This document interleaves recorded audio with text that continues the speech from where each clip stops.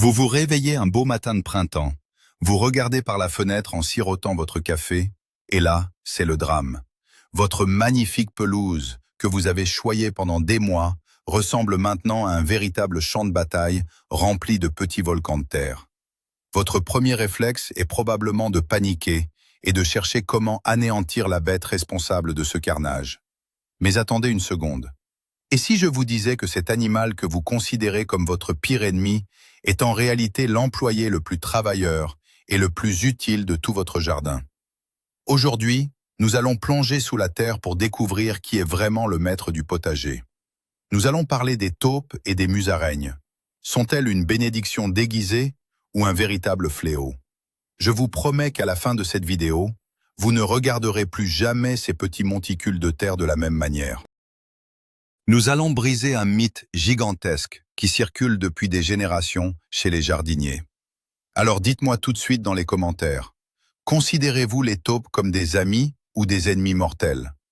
Prenez position maintenant, car votre avis risque de changer radicalement dans les prochaines minutes. Pour bien comprendre la situation, il faut faire un petit bond en arrière et observer la nature telle qu'elle est conçue. Depuis la nuit des temps, le sol de la forêt et des prairies n'est pas un bloc de terre inerte. C'est un écosystème vivant, respirant, qui a besoin d'être constamment aéré et nettoyé. Et la nature, dans son infinie sagesse, a créé des ingénieurs spécialisés pour ce travail titanesque. Voici donc nos deux protagonistes principaux. D'un côté, nous avons la taupe, un terrassier exceptionnel, taillé sur mesure pour creuser des kilomètres de galeries dans l'obscurité totale. De l'autre, la musaraigne, qui ressemble à une toute petite souris au nez pointu, mais qui est en réalité un prédateur féroce et hyperactif. Pendant des décennies, l'agriculture moderne et les jardiniers amateurs du dimanche ont mené une guerre sans merci contre ces petits mammifères. On a inventé des pièges cruels, des gaz toxiques, on a inondé leurs galeries, tout cela pour avoir un gazon parfaitement plat, digne d'un terrain de golf. Mais en faisant cela, nous avons souvent détruit l'équilibre même de la terre que nous essayons de cultiver. Il est grand temps de remettre les choses dans leur contexte naturel et de comprendre le rôle crucial que jouent ces créatures de l'ombre sous nos pieds. Commençons par faire les présentations officielles avec la célébrité de nos jardins souterrains, la taupe. Vous la détestez peut-être pour son travail paysager non sollicité, mais d'un point de vue biologique, c'est une véritable merveille de la nature. Imaginez un petit mammifère d'environ 15 cm, pesant tout au plus 100 grammes. Son corps est conçu comme une torpille parfaite pour fendre la terre. Sa fourrure, d'un noir velouté magnifique, possède une particularité incroyable. Les poils poussent tout droit, sans aucun sens d'implantation. Pourquoi est-ce si génial? Eh bien, cela lui permet d'avancer ou de reculer dans ces tunnels étroits sans jamais être bloqué à rebrousse-poil. C'est un peu comme porter une combinaison de plongée parfaitement lisse. Mais le plus impressionnant chez la taupe, ce sont ses pattes avant. Oubliez les petites pattes mignonnes. Ce sont de véritables pelleteuses mécaniques, surdimensionnées, tournées vers l'extérieur et équipées de griffes surpuissantes. Avec un tel équipement, une seule taupe peut creuser jusqu'à 20 mètres de galerie en une seule journée. Elle vit dans l'obscurité, a des yeux minuscules, mais son odorat et son ouïe sont d'une précision redoutable pour détecter la moindre vibration dans le sol. Et c'est ici que nous allons détruire le plus grand mythe de l'histoire du jardinage. Accrochez-vous bien, la taupe est strictement carnivore. Je répète, elle ne mange absolument pas de végétaux.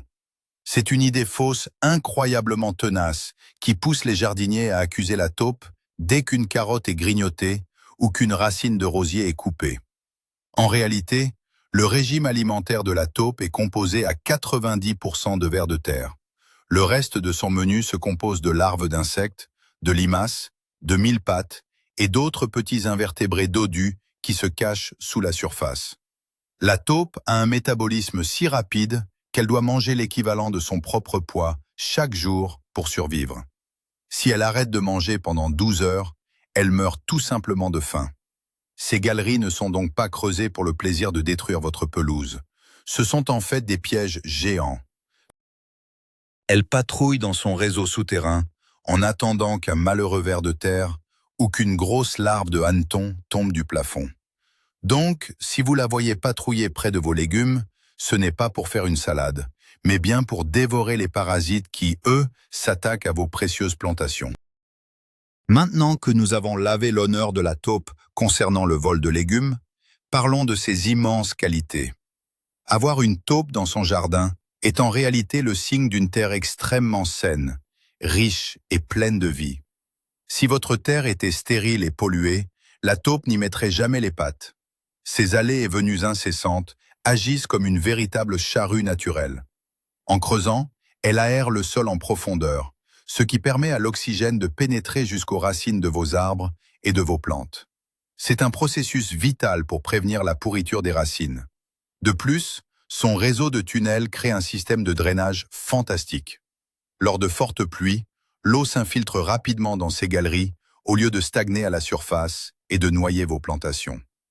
Et n'oublions pas la terre des fameuses taupinières. Cette terre, remontée des profondeurs, est affinée, sans mauvaises graines et incroyablement riche en minéraux. C'est la meilleure terre de rempotage que vous puissiez trouver et elle est totalement gratuite. Au lieu de pester, prenez une pelle et ramassez cette terre magique pour vos semis de printemps. Vos jeunes pousses vous diront merci. Bien sûr, tout n'est pas rose au pays des taupes et il faut être objectif. Si la taupe est une amie de la terre, elle peut parfois être une ennemie du jardinier très à cheval sur l'esthétique. Le principal problème, c'est évidemment l'impact visuel. Une pelouse tondue au millimètre perd de sa superbe lorsqu'elle est constellée d'une douzaine de dômes de boue. Pour ceux qui utilisent des robots tondeuses, c'est encore pire, car les monticules bloquent les machines et désaffûtent rapidement les lames. Mais il y a un autre inconvénient, un peu plus problématique pour le potager. Bien que la taupe ne mange pas les racines, ces galeries superficielles, lorsqu'elles passent juste sous un jeune plant de tomates ou une salade, créent une poche d'air. Les racines de la plante se retrouvent alors dans le vide.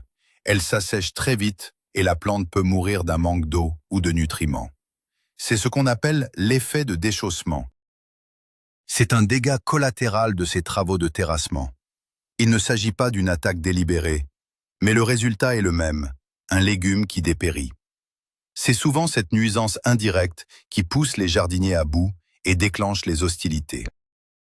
Tournons maintenant notre attention vers l'autre personnage mystérieux de notre histoire, souvent confondu avec une simple souris, la musaraigne.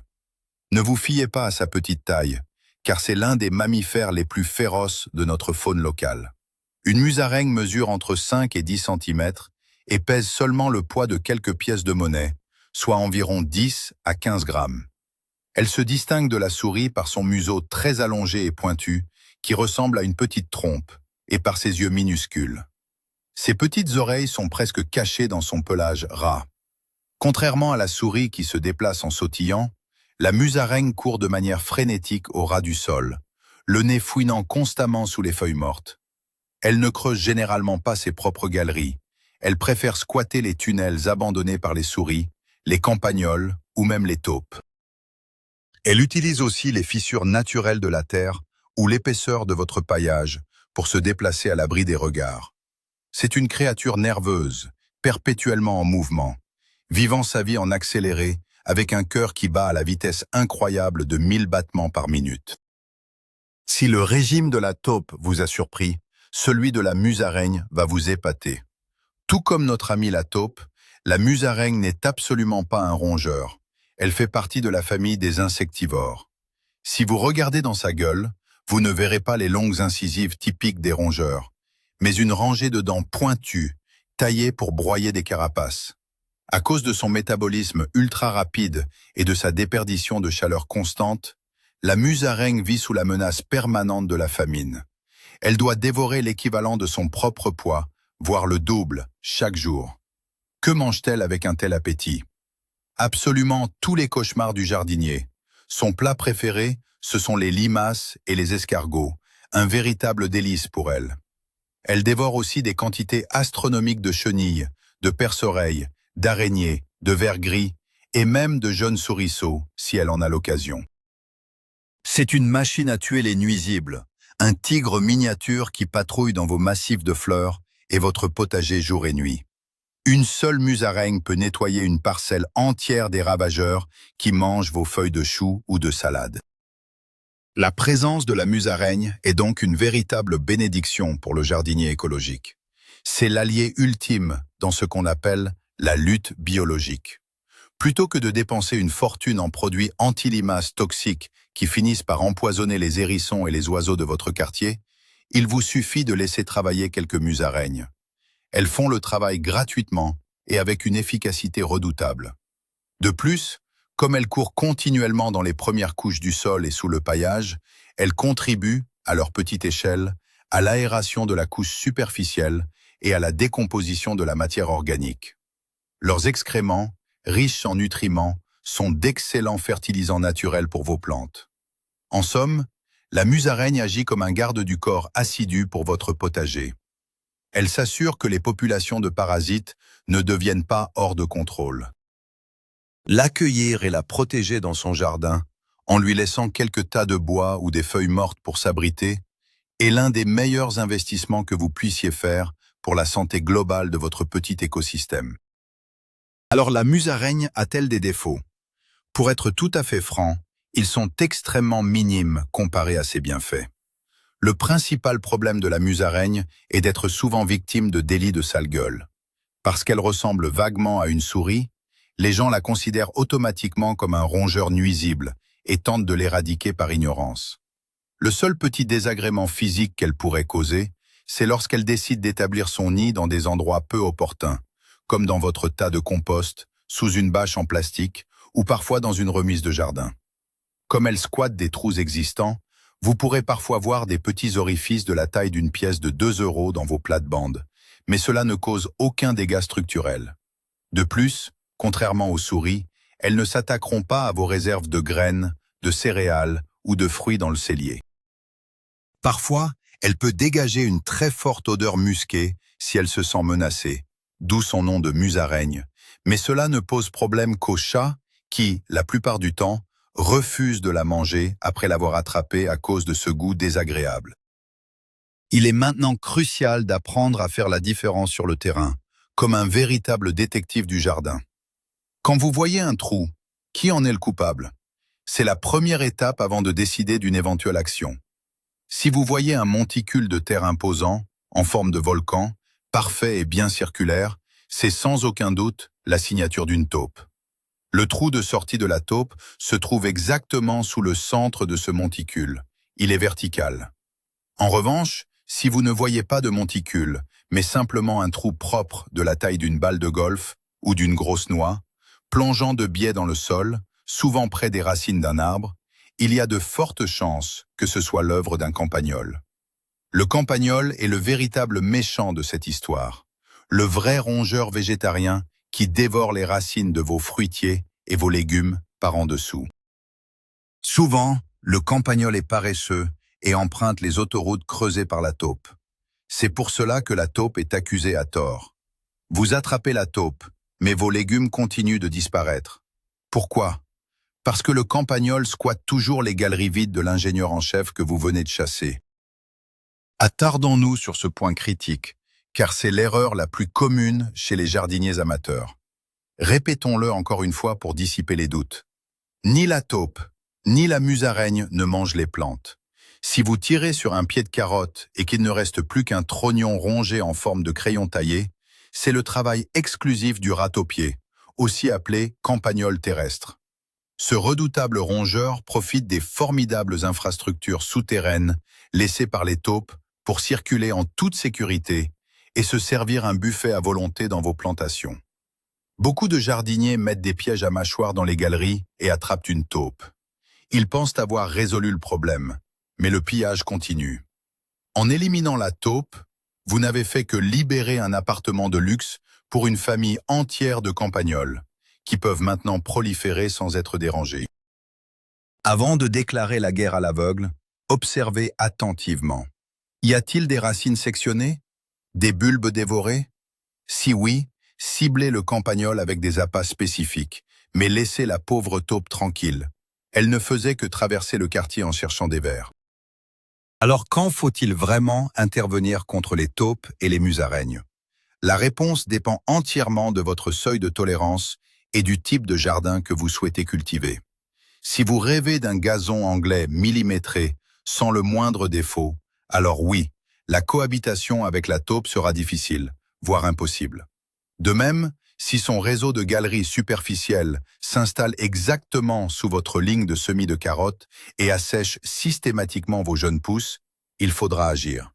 Cependant, la nouvelle approche de la permaculture et du jardinage moderne nous invite à changer de regard. Est-ce vraiment dramatique d'avoir quelques taupinières dans le fond du verger? Souvent, la meilleure technique de lutte consiste simplement à étaler la terre de la taupinière avec un râteau pour regarnir la pelouse et à laisser faire la nature. En 1 ou 2 ans, la taupe épuisera les ressources d'une zone et partira d'elle-même creuser plus loin. Avant d'acheter l'arsenal lourd de destruction, posez-vous la question: le préjudice esthétique justifie-t-il de tuer un animal qui, par ailleurs, purifie et aère votre sol de manière totalement gratuite et écologique? Mais disons que la situation est hors de contrôle et que vous devez absolument éloigner une taupe de votre potager chéri. La première règle est la douceur. L'une des méthodes les plus anciennes et les plus efficaces repose sur l'odorat extrêmement sensible de la taupe. Vous vous souvenez que sa vue est mauvaise et qu'elle compense avec un nez surpuissant? C'est sa plus grande faiblesse. Le purin de sureau noir est une arme olfactive redoutable. Vous prenez 1 kilo de feuilles de sureau que vous laissez macérer dans 10 litres d'eau pendant environ 10 jours. Une fois le mélange bien odorant, versez-le directement dans les galeries ouvertes. L'odeur est tellement forte et désagréable pour la taupe qu'elle fuira la zone presque immédiatement. Vous pouvez faire la même chose avec une macération de gousses d'ail écrasées ou même placer des morceaux d'ail ou de vieux poils de chien directement dans les trous. Pour la taupe, c'est l'équivalent de se retrouver enfermé dans un ascenseur minuscule avec quelqu'un qui a vidé un flacon entier de parfum bon marché très puissant. Elle fera ses valises sur le champ pour des contrées à l'air plus respirable. Si les attaques olfactives ne suffisent pas, vous pouvez passer à la guerre psychologique en utilisant le son et les vibrations. Les taupes détestent les bruits constants et les vibrations irrégulières dans le sol, car cela perturbe leur capacité à chasser et à repérer le danger. L'astuce classique et totalement gratuite de grand-mère consiste à planter une tige métallique ou un simple bâton profondément dans le sol de la galerie. Prenez ensuite une bouteille en plastique vide, ou mieux, une bouteille en verre, et placez-la à l'envers sur le bâton. Lorsque le vent souffle, la bouteille va s'entrechoquer contre le bâton et créer des vibrations résonantes qui se propageront loin dans le réseau souterrain. Le bruit sourd et continu agacera tellement la taupe qu'elle finira par déménager. Pour que cela fonctionne bien, il faut changer la bouteille de place tous les 2 ou 3 jours. Sinon, la taupe, qui est très intelligente, finira par s'habituer au bruit en comprenant que ce n'est pas un danger réel. C'est une technique douce, amusante à installer avec des enfants et qui ne coûte absolument rien. La technologie moderne offre également de nouvelles solutions sous la forme d'appareils à ultrasons. Ces petits boîtiers, souvent alimentés par un petit panneau solaire sur le dessus, se plantent directement dans la pelouse comme de gros clous. Ils émettent à intervalles réguliers des fréquences sonores très aiguës, inaudibles pour l'oreille humaine, mais absolument insupportables pour l'ouïe fine des taupes et parfois même des campagnols. Ces ondes voyagent très bien à travers la terre dense. Cependant, il faut être honnête sur leur efficacité. Les résultats sont assez inégaux. Si votre terre est très sablonneuse ou très sèche, les ondes ne se propageront pas bien et l'appareil sera inutile. De plus, il faut souvent en placer plusieurs, espacés de 10 à 15 mètres, pour couvrir une zone entière. Et attention au même piège qu'avec les bouteilles. Les taupes s'habituent vite. Il est recommandé de déplacer les bornes à ultrasons chaque semaine pour simuler un danger mobile. C'est une solution un peu plus onéreuse, mais qui présente l'avantage d'être esthétiquement discrète et totalement inoffensive pour l'animal comme pour le sol. Une autre stratégie de prévention sur le long terme consiste à utiliser des barrières végétales. Certaines plantes agissent comme des répulsifs naturels, créant une frontière invisible que les taupes préfèrent éviter. La reine de ces plantes est l'Euphorbe épurge, parfois surnommée à juste titre l'herbe aux taupes.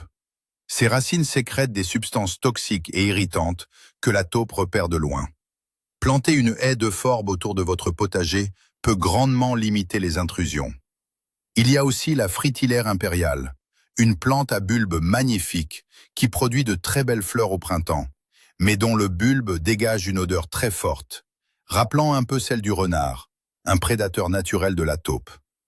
En plantant ces bulbes au point stratégique de votre jardin, vous combinez l'utile à l'agréable en décorant vos massifs tout en instaurant un périmètre de sécurité. Bien sûr, ce n'est pas un mur de béton impénétrable. Une taupe très déterminée pourra toujours passer en dessous, mais c'est une excellente première ligne de défense écologique qui enrichit la biodiversité florale de votre espace vert. Si vous refaites entièrement votre pelouse ou que vous créez un nouveau potager en carré, vous avez l'opportunité d'utiliser la solution nucléaire pacifique, la barrière physique. C'est de loin la méthode la plus garantie, mais elle demande des travaux en amont. Il s'agit d'installer un grillage anti-taupe. C'est un filet en plastique très résistant, avec des mailles fines, que l'on déroule à plat sous la terre, environ 5 cm sous la surface, avant de semer le gazon ou de poser les rouleaux de pelouse. La taupe peut toujours creuser en profondeur et aérer votre sol, ce qui est très bien, mais elle ne pourra physiquement pas remonter à la surface pour créer son petit volcan de terre. Elle ira tout simplement faire ses monticules chez le voisin. Pour les potagers surélevés, il est impératif d'agrafer un grillage à poules, à mailles fines, au fond des bacs, avant de les remplir de terre. Ainsi, ni les taupes, ni les campagnols ne pourront venir saccager vos précieux légumes par en dessous. C'est un investissement en temps et en argent lors de la création, mais qui vous garantit des décennies de tranquillité absolue, sans jamais blesser aucun animal. Une méthode souvent oubliée, mais d'une logique implacable, est d'encourager la présence des prédateurs naturels de la taupe et de la musaraigne dans ou autour de votre jardin. Dans la nature, l'équilibre se fait par la chaîne alimentaire. Les chouettes effraies et les hiboux sont de redoutables chasseurs nocturnes, capables de repérer le moindre bruissement d'une musaraigne dans les herbes hautes ou d'attraper une taupe en train de déblayer son monticule à la tombée de la nuit. Installer un nichoir pour rapaces nocturnes dans un grand arbre de votre propriété est un acte merveilleux pour la faune locale qui vous rendra de fiers services de régulation. Les renards, les belettes et les fouines sont également d'excellents régulateurs de ces populations. Et n'oublions pas le prédateur domestique par excellence, le chat. Un bon chat chasseur saura très bien surveiller les trous fraîchement creusés et réduire la pression des populations de campagnols et de musaraignes. Laissez faire la nature, facilitez la vie de la faune sauvage, et vous verrez que les problèmes de surpopulation d'un animal spécifique disparaissent d'eux-mêmes, comme par magie. Il est maintenant temps de parler d'un point crucial. Il y a des choses qu'il ne faut absolument pas faire, sous aucun prétexte. La pire erreur qu'un jardinier puisse commettre, c'est d'utiliser des poisons chimiques, que ce soit des granulés toxiques ou du blé empoisonné. Pourquoi est-ce une catastrophe absolue ? Premièrement, comme nous l'avons vu, la taupe est carnivore. Elle ignorera totalement votre blé empoisonné qui ne sera mangé que par d'autres animaux innocents. Deuxièmement, si vous empoisonnez une musaraigne ou un campagnol, cet animal va mourir lentement. Il deviendra une proie facile pour un chat, un hérisson, un renard ou un oiseau de proie. Le poison va donc remonter la chaîne alimentaire et tuer des prédateurs vitaux et souvent protégés. C'est ce qu'on appelle l'empoisonnement secondaire, un véritable fléau écologique. De plus, utiliser des cartouches de gaz fumigènes ou des pétards explosifs dans les galeries est non seulement cruel et dangereux pour celui qui les manipule, mais cela pollue le sol à long terme. Oubliez ces méthodes dignes d'une zone de guerre. Votre terre et vos enfants méritent un environnement beaucoup plus sain et respectueux du vivant. Si vraiment vous devez capturer une taupe, disons qu'elle s'est installée en plein milieu de votre terrain de boules ou de votre green de golf miniature, optez pour la capture vivante. Il existe des pièges cylindriques en plastique, munis de petites portes battantes aux deux extrémités. On ouvre prudemment la galerie, on place le tuyau dans l'axe du tunnel, en essayant de ne pas trop modifier l'odeur du sol, et on referme le trou avec une planche ou un seau noir pour maintenir l'obscurité. La taupe, lors de sa patrouille quotidienne, va entrer dans le tube. La porte va se refermer derrière elle et elle ne pourra plus ressortir ni avancer. Attention cependant, c'est une méthode qui demande une grande responsabilité. Comme je vous l'ai expliqué, la taupe meurt de faim très rapidement. Si vous posez un tel piège, vous devez impérativement aller le vérifier toutes les 2 ou 3 heures, y compris la nuit. Une fois l'animal capturé sain et sauf, emmenez-le dans un champ, une lisière de forêt ou une prairie lointaine, à plusieurs kilomètres de chez vous, et relâchez-le pour qu'il puisse reprendre sa vie de terrassier, loin de votre gazon. En conclusion de notre grande enquête souterraine, il est vital d'adopter une vision à long terme et globale de notre jardin. Le véritable maître du potager, ce n'est pas vous, ce n'est pas non plus la taupe ou la musaraigne. C'est la symbiose de tous ces éléments ensemble. La taupe est l'ingénieur de la voirie qui laboure, draine et aère votre sol, préparant le terrain pour des racines fortes. La musaraigne est la gardienne de la paix, la patrouilleuse infatigable qui dévore les limaces et les insectes ravageurs avant qu'ils ne touchent à vos jeunes plants. La présence de ces animaux est le certificat ultime que votre sol n'est pas mort, qu'il vibre de vie et d'énergie. Apprendre à tolérer quelques monticules de terre, c'est accepter la nature dans ce qu'elle a de plus authentique. C'est faire le choix d'un jardin vivant plutôt que d'un décor de plastique aseptisé. La prochaine fois que vous verrez une taupinière, au lieu de crier de rage, souriez. Prenez une pelle, récupérez cette magnifique terre fine gratuite pour vos semis, remerciez mentalement ce petit travailleur invisible et laissez-le continuer son formidable travail souterrain dans la paix et l'harmonie. Voilà le grand dénouement de notre histoire souterraine. Le véritable plot twist, c'est que l'animal que vous cherchiez à éliminer depuis des années était en réalité le meilleur ami de votre sol. En aérant la terre et en dévorant des tonnes d'insectes et de limaces, taupes et musaraignes travaillent gratuitement pour vous 24 heures sur 24. Bien sûr, nous avons vu qu'il existe des méthodes douces et écologiques pour les éloigner si vraiment leur présence devient gênante, comme le purin de sureau ou les barrières sonores. Mais le véritable secret du jardinier moderne, c'est l'acceptation et la cohabitation. Merci infiniment d'avoir suivi cette vidéo jusqu'au bout. Si vous avez appris quelque chose de nouveau aujourd'hui et que nous avons réussi à sauver la vie de quelques petites bêtes utiles, laissez-nous un gros pouce bleu. Cela aide énormément la chaîne. N'oubliez pas de vous abonner pour découvrir d'autres secrets incroyables sur la nature et le jardinage écologique. Et maintenant, à vous de jouer dans les commentaires. Après avoir vu cette vidéo, allez-vous laisser la prochaine taupe tranquille ou prévoyez-vous de tester l'astuce de la bouteille renversée? J'ai hâte de lire vos histoires de jardin et d'en débattre avec vous en dessous de la vidéo. À très vite!